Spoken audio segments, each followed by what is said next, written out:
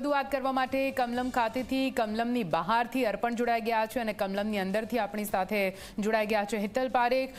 પહેલા અર્પણ આપની પાસે આવીશ। ધીમે ધીમે રેલી આગળ વધી રહી છે, જો કે કમલમ ખાતે તો પહેલેથી જ મોટી સંખ્યામાં કાર્યકરો ઉપસ્થિત હશે, ઉજવણીનો માહોલ હશે, ત્યાંથી કયા પ્રકારના દ્રશ્યો અર્પણ?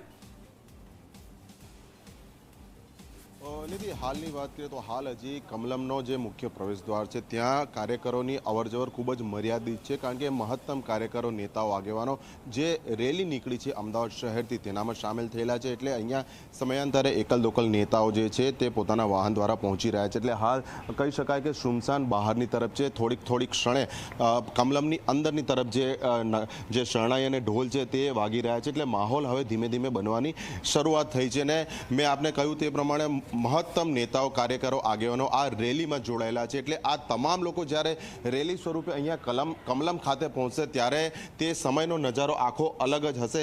હાલ ફક્ત ગાંધીનગર પોલીસના જવાનો અને અધિકારીઓની અવરજવર અહીંયા સમયાંતરે થઈ રહી છે, કારણ કે મુખ્યમંત્રી ભૂપેન્દ્ર પટેલ પણ આવવાના છે, કેન્દ્રીય મંત્રી CR પાટીલ કે જે વર્તમાન અધ્યક્ષ પણ છે તે પણ આવવાના છે। એટલે અહીંયા જે સુરક્ષા સંબંધી ધ્યાન રાખવાની છે તેની ગતિવિધિઓ જોવાઈ રહી છે। પરંતુ હા, લગભગ 15 થી 20 મિનિટ બાદ કે જ્યારે રેલી અહીંયા પહોંચશે ત્યારે અહીંયાનો માહોલ આખો અલગ હશે, કારણ કે અહીંયા પ્રવેશવાના બે દ્વાર છે। હું મુખ્ય ગેટ આગળ છું, અન્ય આપણા સહયોગી હિતલભાઈ પાછળના ગેટ આગળ છે કે જ્યાં સમિયાણો બાંધવામાં આવ્યો છે કે જ્યાં જાહેર કાર્યક્રમ આ ભાજપનો એકવાર જગદીશ વિશ્વકર્મા પોતાના તમામ ટેકેદારો, સમર્થકો, નેતાઓ સાથે પહોંચશે તો જે કમલમની પાછળનું ગ્રાઉન્ડ છે કે જ્યાં સમિયાણો બાંધવામાં આવ્યો છે, જ્યાં સ્ટેજ કાર્યક્રમ થવાનો છે, ત્યાં વધુ સંખ્યામાં કાર્યકરો ઉપસ્થિત રહેશે। હવે રાહ જોવાઈ રહી છે કે મુખ્ય પ્રવેશદ્વાર તરફથી આખી રેલી જ્યારે આવે, કાર્યાલયમાં પ્રથમ જ્યારે પ્રવેશ કરશે જગદીશ વિશ્વકર્મા, તે સાથે અહીંયા ચહલપહલ જોવા મળશે। નિધિ, બિલકુલ થી અર્પણ જોડાયેલા હજુ ફરીથી આપની પાસે આવ્યા છે હિતલ આપણી સાથે જોડાયેલા છે, કમલમની અંદર ઉપસ્થિત છે। હિતલ, સીધા આપની પાસે આવીશું, અંદર કયા પ્રકારની તૈયારીઓ જોવા મળી રહી છે? કેમ કે પ્રદેશ ભાજપને નવા અધ્યક્ષ મળવા જઈ રહ્યા છે, ઉત્સાહ તો ઘણો હશે, તૈયારીઓ પણ એ જ રીતે જોવા મળી રહી છે।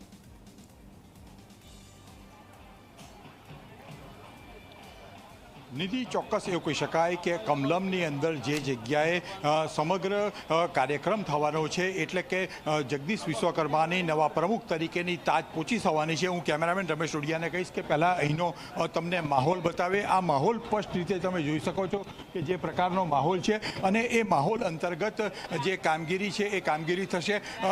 ખાસ કરીને જોવા જઈએ તો જે પ્રકારે આપણી સાથે હિતેશભાઈ છે, હિતેશભાઈ ચૂંટણીના સહ ઇન્ચાર્જ પણ રહ્યા છે। હિતેશભાઈ, અહીંની જે કામગીરી છે એ કામગીરી કેવી રીતે આગળ વધશે? આજે તાજપોશી જે છે એ કેવી રીતે થશે? આખા ગુજરાતમાંથી કાર્યકર્તાઓમાં એક ઉત્સાહ છે। કાર્યકર્તાઓ પોતાના નવા પ્રદેશ અધ્યક્ષને મળવા માટે આતુર છે। આખા ગુજરાતમાંથી, મંડળ સ્તરેથી, ગામડાઓમાંથી, શહેરોમાં, વોર્ડ સ્તરેથી ખૂબ બધા કાર્યકર્તાઓ આજે આ કાર્યક્રમમાં આવવાના છે। અહીંયા માનનીય ભૂપેન્દ્ર યાદવજી, લક્ષ્મણજી, CR પાટીલ સાહેબ, બધા જ આગેવાનો અને પૂર્વ બધા જ અધ્યક્ષશ્રીઓ અહીંયા ઉપસ્થિત રહેવાના છે અને નવા પ્રદેશ અધ્યક્ષને શુભકામનાઓ પાઠવવાના છે। ખાસ કરીને જે ગઈકાલે ચૂંટણીથી એક જ ફોર્મ ભરાયું છે અને સાથે સાથે અન્ય જે પરિષદના સભ્યો છે એની પણ ચૂંટણી કરવામાં આવી છે, એની પણ પહેલાં સત્તાવાર જાહેરાત કરવામાં આવશે। શું થશે અહીંયા? ગઈકાલે જે ચૂંટણી પ્રક્રિયા થઈ છે એ અંતર્ગત રાષ્ટ્રીય પરિષદના 39 અને પ્રદેશ પ્રમુખના ફોર્મની ભરવાની પ્રક્રિયા હતી। એ અંતર્ગત 39 લોકો રાષ્ટ્રીય પરિષદના અને એક પ્રદેશ પ્રમુખ માટે ફોર્મ આવ્યું છે। આ બધાની જાહેરાત આજે થશે અને રાષ્ટ્રીય પરિષદના 39 વડીલ કાર્યકર્તાઓ, સિનિયર કાર્યકર્તાઓના નામ અહીંથી એનાઉન્સ થશે।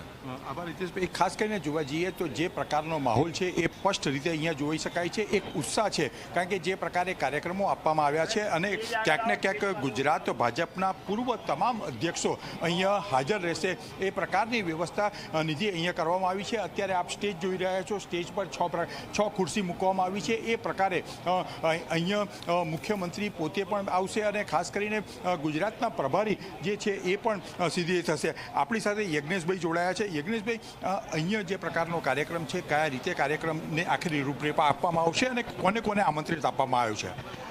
જે ગુજરાતના જે જિલ્લા પ્રમુખો છે, ગુજરાતના ધારાસભ્યશ્રીઓ છે, ગુજરાતના સાંસદશ્રીઓ છે અને પ્રભારીશ્રીઓ સાથે મંડળ લેવલના પણ જે પ્રમુખો છે તમામ લોકોને આજે નિમંત્રણ પાઠવવામાં આવ્યું છે અને લગભગ 5-7 હજાર જેટલી આજે સંખ્યામાં લોકો ઉપસ્થિત રહેશે, કાર્યકર્તાઓ ઉપસ્થિત રહેશે.